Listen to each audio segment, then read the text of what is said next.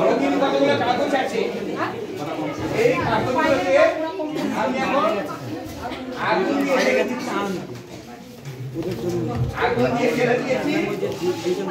আর সেখানে একটা পট, এই পটের মধ্যে রেখে দিলাম।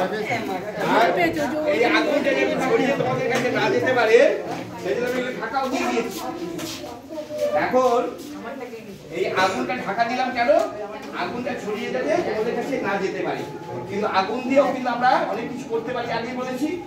এখন এই আগুন দিয়ে কি হয়েছে দেখো, এখানে একটা খুব সুন্দর একটা